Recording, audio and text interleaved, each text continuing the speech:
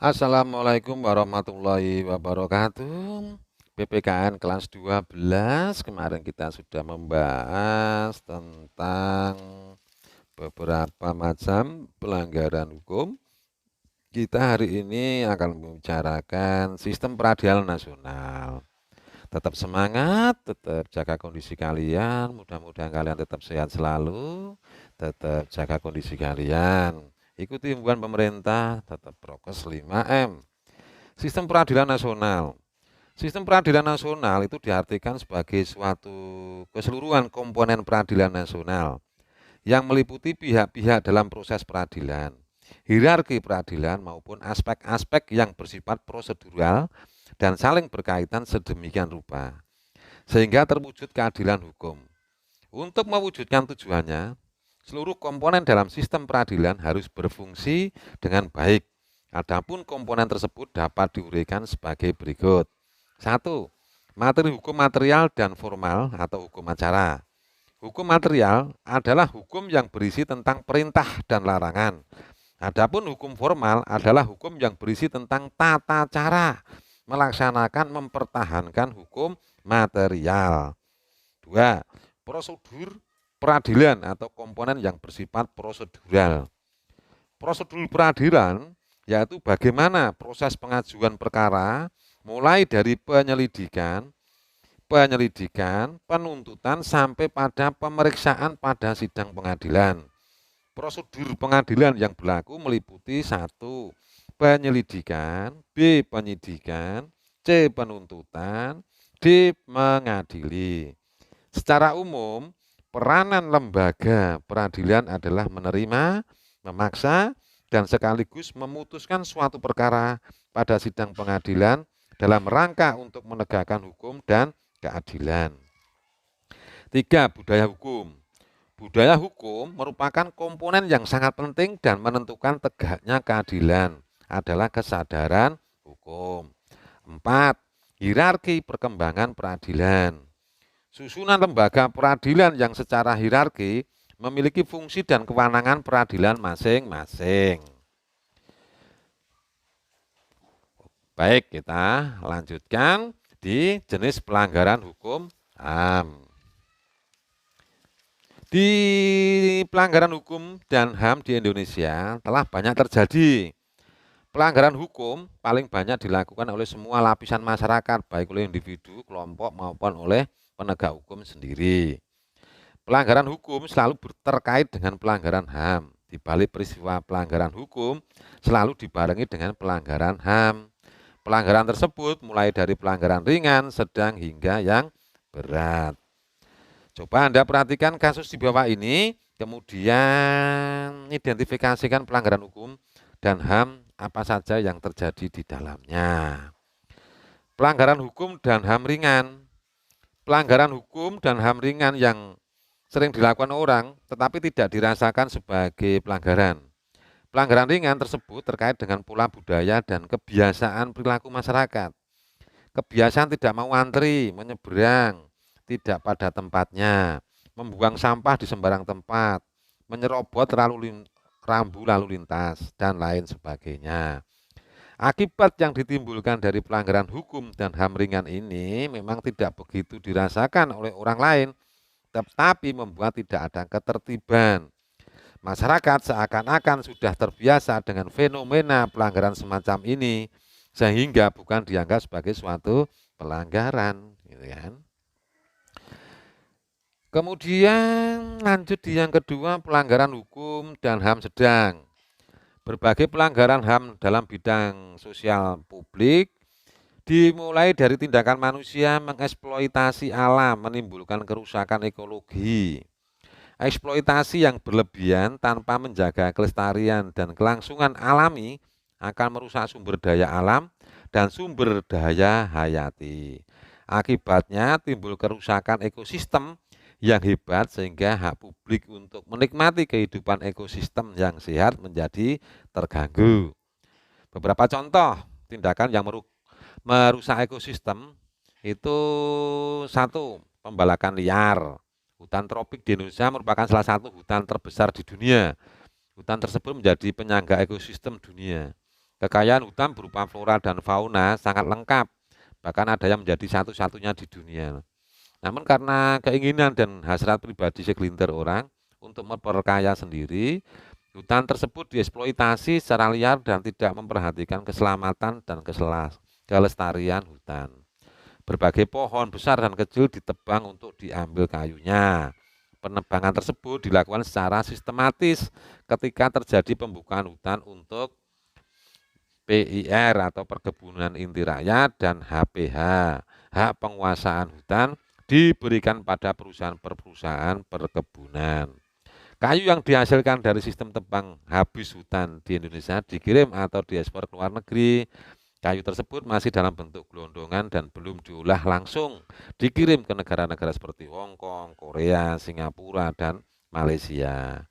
Penebangan hutan secara menyeluruh dan tebang habis tanpa disertai dengan penghijauan kembali akan menimbulkan kerusakan lingkungan yang parah. Penghijauan kembali atau reboisasi juga membutuhkan waktu yang lama, selama puluhan atau bahkan ratusan tahun. Pembalakan liar atau yang disebut dengan illegal logging menimbulkan kerusakan hutan secara luas. Pembalakan liar tersebut akan selalu diikuti dengan bencana alam berupa banjir, polusi, dan kerusakan ekosistem.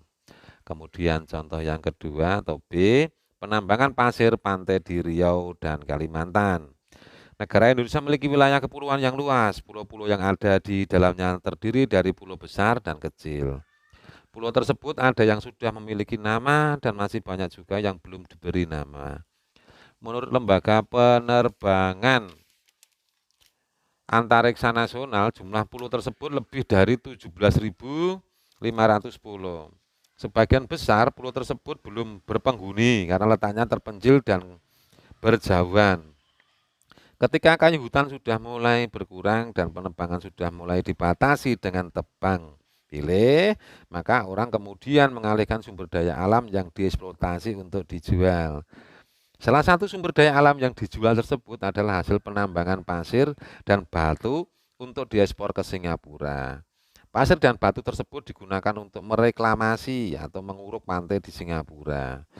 Jutaan meter kubik diurukkan ke pantai tersebut sehingga luas wilayah pantai di Singapura setiap tahun bertambah luas sepanjang 12 km ke tengah laut.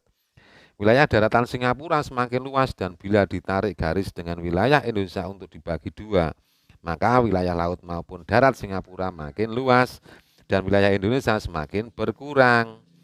Dampak lain dari penambangan pasir tersebut adalah kerusakan lingkungan yang hebat, yaitu ekosistem di sekitar penambangan menjadi terganggu. Yang ketiga, contohnya banjir lumpur di Sidoarjo. 13 tahun yang lalu atau sekitar 15 tahun yang lalu ya, sebuah perusahaan pertambangan Lapindo mengeksplorasi sumber daya alam berupa gas di Sidoarjo, Jawa Timur. Ketika kandungan gas dinyatakan layak dieksploitasi, maka dilakukan pengeboran secara besar-besaran. Pada saat pengeboran tersebut, keluarlah lumpur panas dan lubang-lubang sumur pengeboran. Makin lama, makin banyak lumpur panas yang dikeluarkan dari lubang-lubang sumur pengeboran dan jumlahnya mencapai 150.000 sampai dengan 200.000 meter kubik setiap hari. Lumpur panas tersebut akhirnya tidak terkendali sehingga menggenangi dan menenggelamkan rumah, sekolah, tempat ibadah, makam, pasar, gedung kelurahan, pabrik, tanaman, dan lain sebagainya. Berbagai upaya telah dilakukan untuk menanggulangi luapan lumpur tersebut. 1. Dibuatkan tanggul untuk menampung lumpur. 2. Dilakukan pengeboran secara miring atau tidak vertikal. 3. Dibuatkan pipa saluran untuk mengalirkan lumpur ke sungai terdekat dengan pompa air yang berkekuatan besar. 4. Dilakukan penyumbatan dengan rangkaian bola-bola beton. 5. Dilakukan pembentukan tim nasional penanggulangan lumpur. Dampak dari genangan lumpur panas tidak hanya menenggelamkan 8 desa beserta seluruh isinya, tapi juga banyak yang kehilangan mata pencahariannya karena pabriknya tenggelam. Ribuan kepala keluarga kehilangan pekerjaan dan belum mendapat pekerjaan baru, sehingga menimbulkan kecemasan yang luar biasa. Sementara itu, ganti rugi tanah dan rumah tidak sesuai dengan harga real yang ada sekarang. Di samping itu, sebagian besar belum mendapatkan ganti rugi karena tanah mereka belum memiliki sertifikat tanah. Baik, lanjut. Penebangan hutan tanpa memperhatikan kelestarian, pembuangan sampah sembarangan, menutup saluran air, dan sebagainya, itu akan menimbulkan banjir di musim penghujan. Luapan lumpur panas di Sidoarjo yang dilakukan tanpa memperhatikan aspek-aspek teknis, ekologis, dan geologi menimbulkan bencana lubang sumur, menyemburkan gas disertai dengan lumpur panas. Ada beberapa pelanggaran HAM dari bencana lumpur panas dan akibat yang ditimbulkan. 1. Tindakan manusia tanpa memperhitungkan dengan aspek-aspek keselamatan mengakibatkan pelanggaran HAM dalam penyediaan lingkungan yang sehat dan aman bagi penduduk. 2. Akibat hukum dari pemilikan tanah warga yang tidak disertai dengan bukti sertifikat hak milik mengakibatkan warga tidak memperoleh ganti rugi meskipun rumah dan tanah tersebut telah dihuni bertahun-tahun. 3. Ketika perusahaan tidak mampu lagi mengendalikan bencana, maka sesuai dengan tujuan negara, pemerintah harus melindungi segenap warga negara yang terkena bencana lumpur. Misalnya relokasi pemukiman penduduk di daerah baru yang bebas bencana. Jika tindakan pemerintah negara tidak dilakukan, maka pelanggaran hak publik untuk memperoleh rasa aman dan nyaman tidak diperoleh warga. 4. Aksi demonstrasi yang disertai dengan tindakan anarkis telah melanggar hukum dan hak warga negara lain untuk memperoleh layanan publik berupa kenyamanan penggunaan jalan raya. 5. Aksi ancam-mengancam untuk mengerahkan massa dalam demonstrasi dan tindakan represif aparat telah menimbulkan pelanggaran HAM karena melanggar aturan hukum yang berlaku. 6. Perusahaan yang melakukan pengeboran tidak ikut bertanggung jawab baik secara geologis, sosial, hukum, dan ekonomis terhadap kerugian yang ditimbulkan nyata-nyata telah melakukan pelanggaran HAM. Baik, kita lanjut. Bencana alam sebagaimana terjadi selama ini disebabkan karena kelalaian manusia. Kelalaian tersebut dapat menyebabkan pelanggaran hak publik sehingga terjadi bencana alam seperti banjir dan kebakaran. Menurut rancangan Undang-Undang Penanggulangan Bencana yang masih dibahas di DPR, ada beberapa kategori pelanggaran hak publik yang menyebabkan bencana alam. Jawa Pos 2 April 2007 halaman 14. 1. Orang yang karena kelalaiannya melakukan pembangunan tidak dilengkapi dengan analisis risiko bencana dan mengakibatkan bencana. 2. Tindak pidana yang dapat menimbulkan kerugian harta benda masyarakat. 3. Tindak pidana yang mengakibatkan kematian orang lain. 4. Tindak pidana yang menimbulkan kematian dilakukan karena sengaja. 5. Orang yang sengaja menghalangi akses penanggulangan bencana. 6. Orang yang sengaja menyalahgunakan pengelolaan sumber bantuan bencana. Baik, demikian materi sesi kelas 12 tentang peristiwa yang sering terjadi, pelanggaran yang pernah terjadi ya di bab 2 tentang perlindungan dan penegakan hukum di Indonesia kita sudah selesaikan. Nanti untuk penugasan bab 2 kita bisa lihat di web agusherwinarno.com di Opus 365-nya. Kemudian selanjutnya nanti kita akan membahas di bab 3 yaitu tentang pengaruh kemajuan IMTEK terhadap NKRI. Belajar dan selalu belajar, jaga kondisi kalian dan selalu berdoa. Semoga kalian tetap selalu sehat, tetap dilindungi oleh Allah Subhanahu wa taala.